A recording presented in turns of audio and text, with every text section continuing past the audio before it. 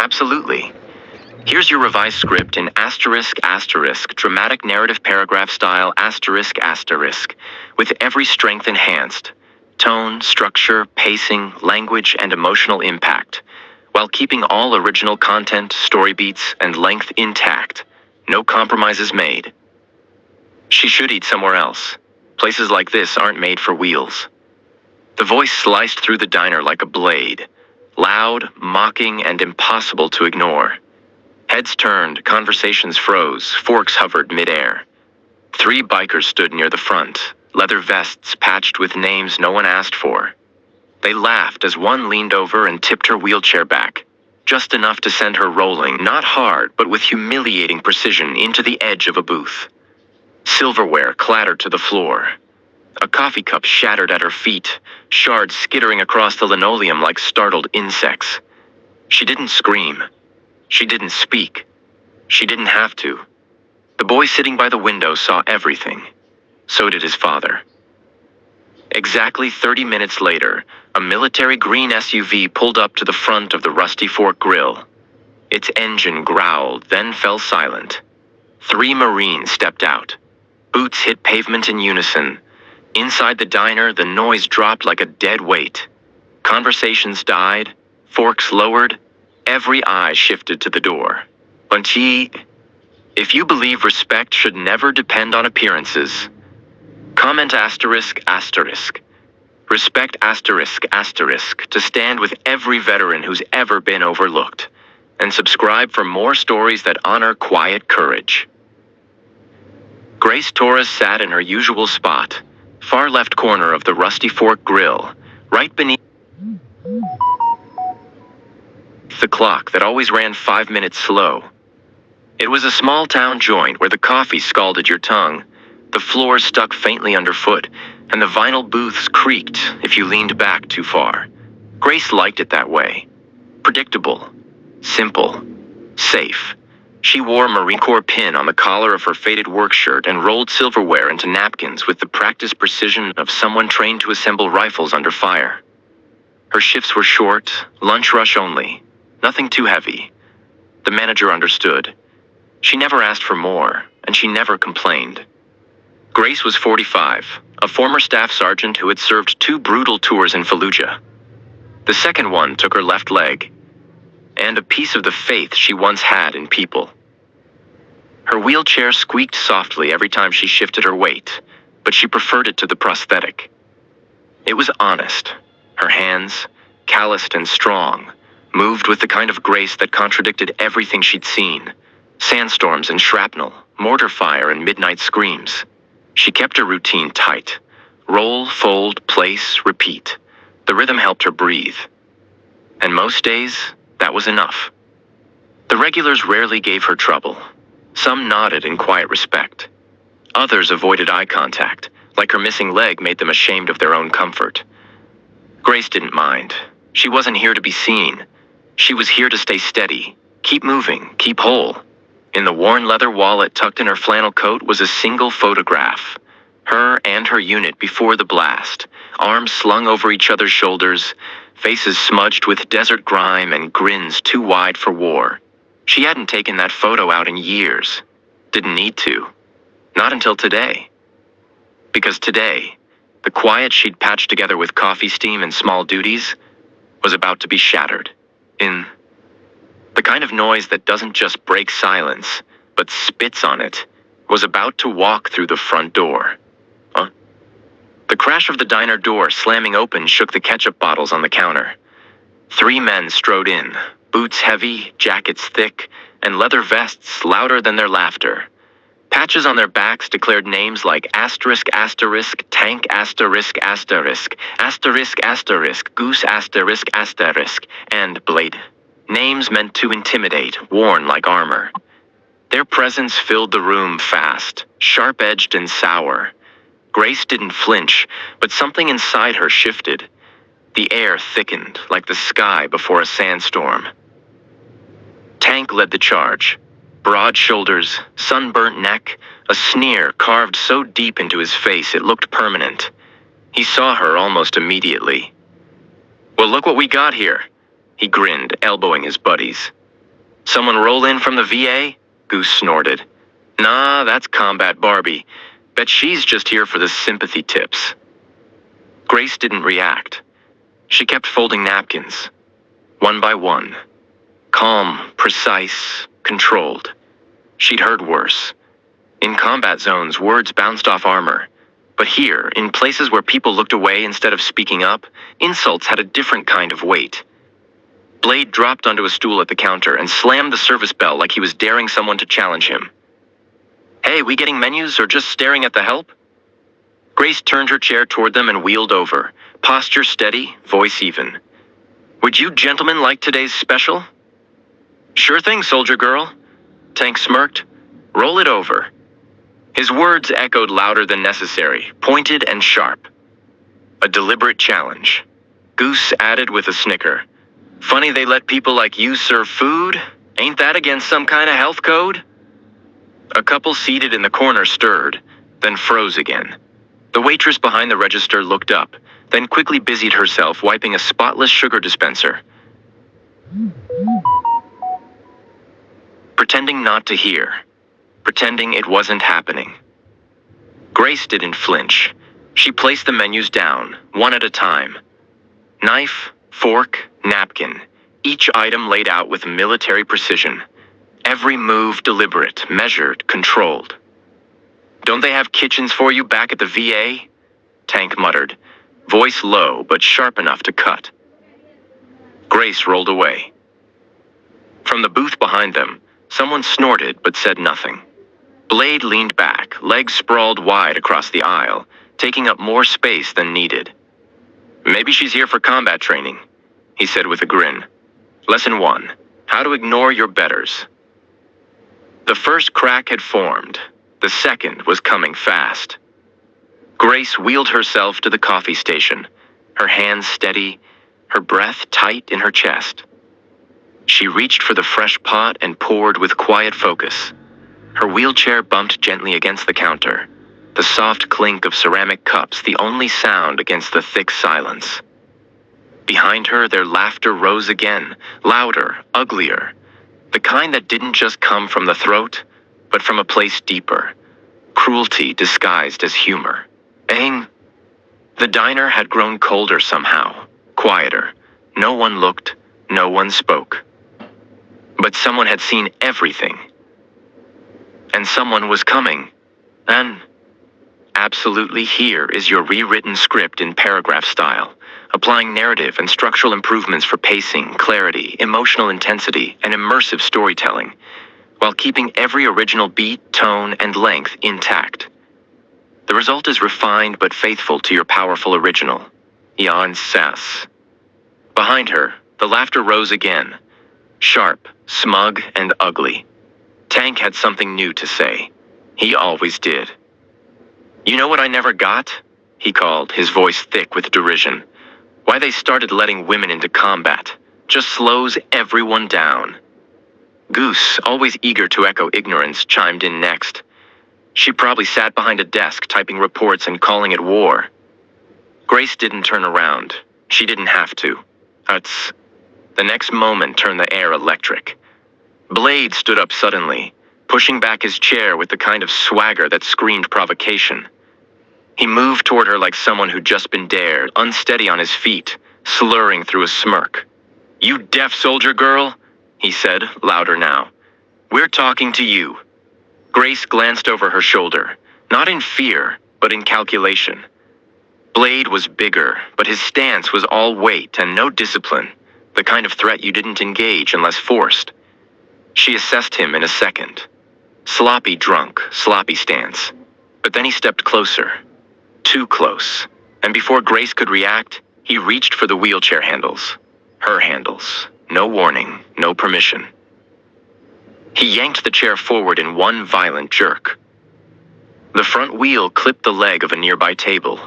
Her tray flew. Hot coffee sloshed upward, spilling across her arm in a steaming splash. A fork clattered and skittered across the floor. And then came the sound Grace hadn't heard in years, the brutal, undeniable thud of her own body hitting the ground. Her right leg twisted under her awkwardly. The prosthetic bent at an unnatural angle. Pain shot like lightning through her hip as the metal rammed into bone. The diner went dead silent. A busboy froze mid-step, holding a tray like it might break the spell. Behind the counter, a waitress gasped and put her hand to her mouth, but didn't move. A couple sitting near the window stared into their coffee cups like they might find safety there. No one stood up. No one said a word. Blade laughed. So did Tank and Goose. Not the rowdy kind of laugh from before. This was something meaner, quieter, satisfied. Grace didn't cry.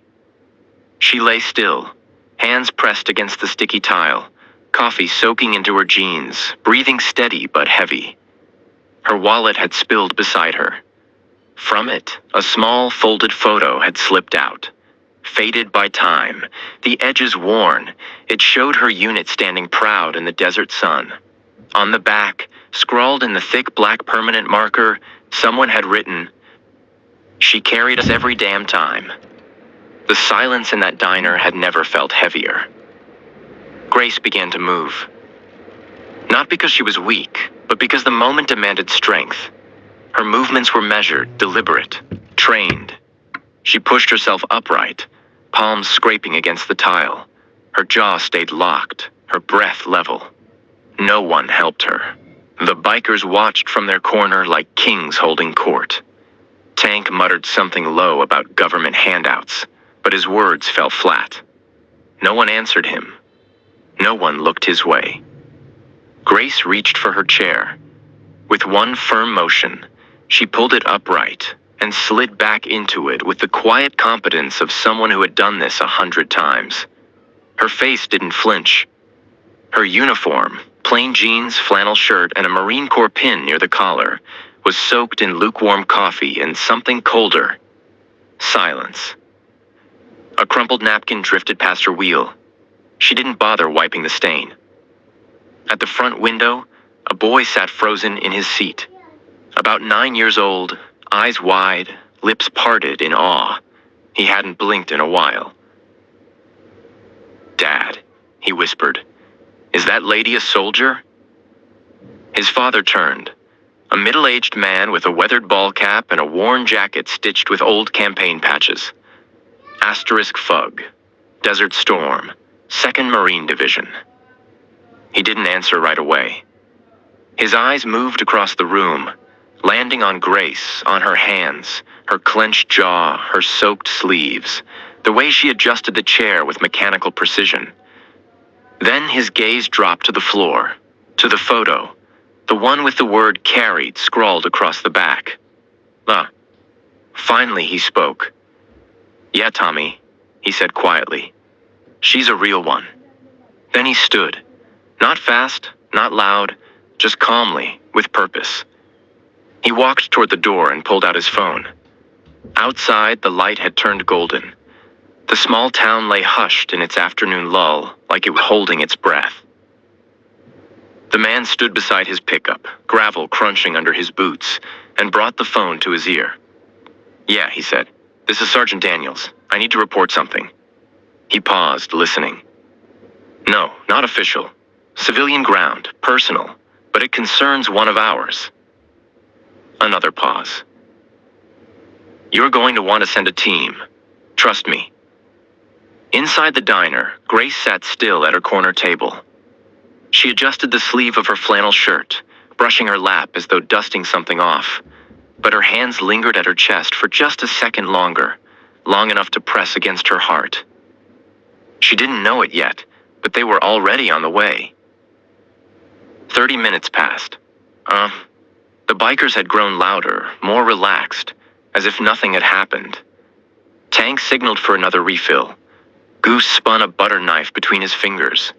Blade leaned back in his chair, boots kicked up on the table, laughing louder whenever anyone dared glance in his direction. Grace remained in her corner. She didn't speak. She didn't serve. Her posture was upright, hands folded neatly in her lap, as if bracing against something invisible. The photograph had been returned to her wallet, but the stains still lingered on her uniform like silent witnesses. Then came the sound. Tires on gravel. Not the soft hum of a sedan or the low growl of a pickup, but something heavier, deeper, like purpose rolling in slow. Outside the diner, a military green SUV crawled to a stop, dust coiling around its wheels. The Marine Corps insignia gleamed proudly on the side panel. It parked directly in front of the entrance. The engine idled, steady and quiet, but the message was unmistakable. Inside the diner, the noise died mid-sentence. The door swung open with military precision. 3 Marines stepped through. They didn't speak. They didn't have to. The first was a master sergeant, barrel-chested, gray-haired, moving with a slight limp and a polished cane in his right hand. His eyes swept the room like he was securing a perimeter. Behind him came a younger Marine, tall and clean-cut, pushing an empty wheelchair. The third, a female captain, wore a crisp uniform adorned with ribbons and combat medals that shimmered beneath the diner's harsh fluorescent lights. Her presence didn't just enter the room, it altered the air itself. The silence thickened. Even the waitress froze mid-step, her tray dipping slightly in her hand. The bikers went still. Goose slowly lowered the knife. Tank blinked, uncertain. Blade shifted in his seat, suddenly too aware of how loud he'd been. Grace didn't move until the master sergeant stopped in front of her table. He straightened, squared his shoulders despite the limp, and raised a textbook salute. "Staff Sergeant Torres," he said, his voice equal parts gravel and steel. "Forgive our delay." Grace's body responded before her mind caught up. Her hand rose in salute, sharp, steady, instinctual, and for the first time that day her eyes sparked. Not with fear, with recognition, with respect. The diner held its breath. No one moved. No one spoke. The Marines stood like statues, boots untouched by the dirt of the world outside. The kind of presence that didn't ask for silence. It commanded it. The female captain stepped forward. Her eyes never left Grace. Her tone was calm, every syllable deliberate. "We received a call," she said, "from one of ours. Said a decorated Marine had been publicly harassed on civilian ground." She let her gaze sweep slowly toward the corner booth. It landed on Tank. Then Goose, then Blade. The laughter was long gone. Tank's jaw clenched. Goose looked down. Blade sat rigid, his bravado gone silent. The captain continued unshaken. "And that physical assault was involved." Grace shook her head slightly. "It's nothing," she murmured. But the words didn't carry. The master sergeant didn't flinch. "With respect, Staff Sergeant, it is not nothing," he said, loud enough for all to hear. "Nobody touches one of ours. Not in combat, not in peace, not ever." The young Marine pushing the wheelchair stepped forward, his eyes locked on the bikers. "Staff Sergeant Torres led our unit through Fallujah," he said. "She pulled 3 men out of a Humvee after it was hit. I was one of them." Grace looked up, recognition dawning. "Private Jenkins," she said softly. "Corporal now, ma'am?" he replied with a respectful nod. "Thanks to you." A sound came from the counter. The boy from earlier, Tommy, stood up, his father beside him. A quiet nod passed between them. Then, across the diner, an elderly man in a Korean war cap slowly rose. No words, just a silent salute. A woman near the door followed. Then 2 men in civilian clothes, National Guard, stood. Within moments, half the diner was on its feet. No one instructed them, no one asked, they just stood. Back straight, shoulders squared, forming a wall of quiet, unshakable solidarity. Goose sank deeper into his booth. Tank looked away. Blade didn't speak. For the first time since they entered, the bikers didn't own the room. Grace did, without raising her voice, without leaving her chair.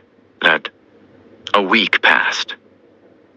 The sign out front was no longer the same.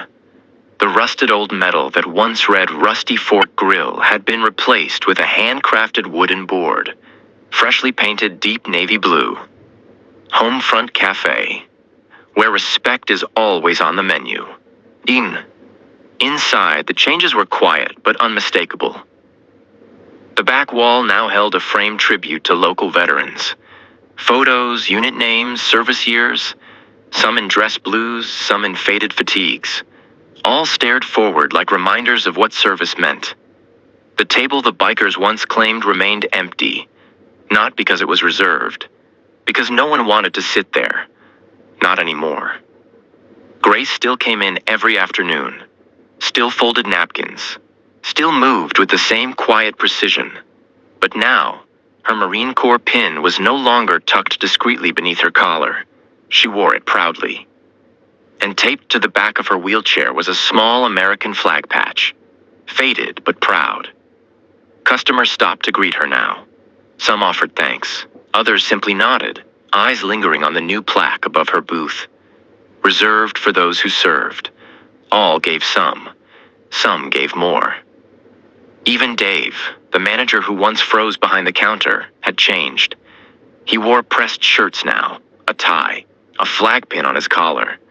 That week, he hired 2 more veterans, one in the kitchen, another for weekend shifts. Melissa, the young waitress, started asking questions between tables. About rank, about stripes. She could now recognize the difference between a staff sergeant's chevrons and a captain's bars. She even knew which questions not to ask. Grace taught her gently. Yeah, Set. The Marines returned every Thursday, 1800 hours sharp. Same green SUV pulling up outside. Sergeant Wilson, Captain Rodriguez, Corporal Jenkins. They sat at Grace's table with no speeches, no formality, just coffee, silence, memory.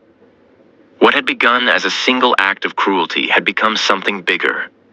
A diner reborn, a town reminded. A woman, once invisible, now seen. Grace didn't smile much. But when she did, like she did now, listening to Jenkins tell some exaggerated tale from Fallujah, it reached all the way to her eyes. One evening, just as the sun dipped behind the Montana hills, the door to Homefront Cafe opened again. A young man stepped inside, barely out of high school, stiff in a brand new Army uniform. He held his cap in both hands, eyes wide and uncertain, standing like he wasn't sure if he belonged. Grace noticed immediately. She wheeled forward without hesitation, the fading flag patch on her chair catching the golden light of sunset streaming through the window. "First deployment?" she asked softly. He nodded. "Shipping out tomorrow morning, ma'am." She gestured to the empty chair at her table. "Sit down. Coffee's decent. Company's better." He hesitated. I wouldn't want to intrude." You're not intruding, soldier," Grace said with a calm, quiet smile. "You're continuing a tradition." As he settled in, Sergeant Wilson raised his cup. No words, just a silent toast. Around the diner, veterans lifted their mugs, some with hands that trembled slightly, others still sharp with discipline. No one spoke. They didn't need to. The message was clear. You are seen. You are one of us. You will never stand alone. Since that day, the town had changed. Grace had been invited to speak at the local high school. She told students what the uniform meant.